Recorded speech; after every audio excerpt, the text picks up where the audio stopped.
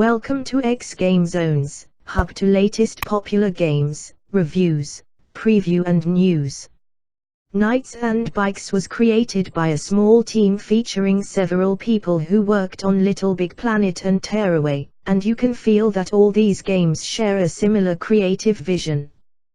There's a kind of wide-eyed, rough and tumble spirit of adventure running through all three games that is hard to resist. Knights and Bikes is a wonderfully warm, effortless inviting experience that'll make you feel young again. Knights and Bikes channels this familiar childhood experience in a knockabout cooperative, but you can still play it solo, adventure that remains endlessly charming even when its core mechanics don't join in the fun. Essa is a stowaway on a boat that's just docked at the holiday island home of Demelza. Quickly, the two girls meet and, in that way only children can do, become firm friends almost instantly. Essa is slightly older and seemingly orphaned. Demelza lives in the island's caravan park run by her single dad, who is struggling to keep the business afloat.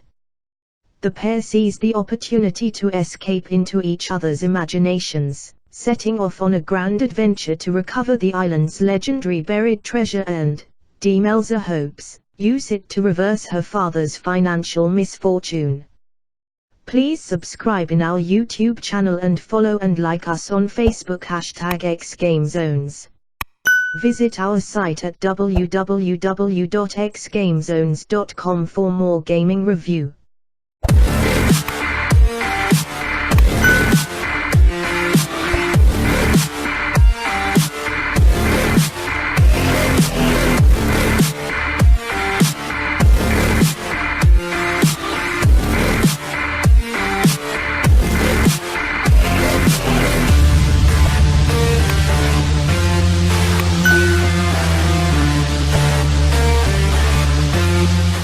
Early on, Essa and Demelza procure the eponymous bikes which allow them to zip around the island much faster than on foot. The bikes can be upgraded, too, with all kinds of handlebar grips, paint jobs, spoke decorations, and so on. All of these are purely cosmetic, save for a particular set of wheels that lets the girls traverse pools of mud that would otherwise be blocking their progress. Cycling around the island is hugely entertaining in itself, not because it's especially interesting to navigate the many crisscrossing paths connecting the handful of major points of interest, but because the presentation does such a great job of capturing the carefree abandon these girls are feeling. You mash to pedal and build up momentum, then hold down the button for a short burst of extra speed, all the while the girls are hooting and howling and, it must be said, not necessarily obeying strict road safety procedures. Their adventure takes them from the caravan park to a mini golf course that doubles as the site of some historical battle to a maze-like scrapyard that transforms into a terrifying dungeon with seemingly no way out, to a hiking trail through the woods that twists and turns back in on itself in the manner of other more famous lost woods. Every step of the way the girls imbue the world with unwarranted but understandable wonder. The history book the local librarian is reading is obviously full of clues to the whereabouts of the treasure. That old man with a beard is very probably a wizard. And, clearly, every stroke of misfortune they encounter is a sign of the horrible curse afflicting the island. It's all great fun. The, probably, costful hallucinations of the two girls are for the most part light and breezy and carry them headlong into one thrilling scrape after another. Their humor is infectious and their bonds of friendship, forged so fast in the fire of fantasy, are never in doubt. They are both such superbly written characters, flinging one-liners at each other and building upon the other's latest witty invention.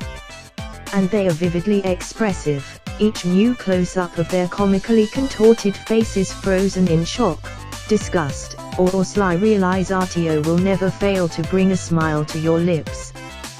Where Knights and Bikes falters is in the moment-to-moment, the rote combat and light puzzling that knits together its seat of the pants dash through childhood curiosity. Each girl finds 3 pieces of gear over the course of the game, and these are used to both fend off enemies and negotiate numerous environmental puzzles.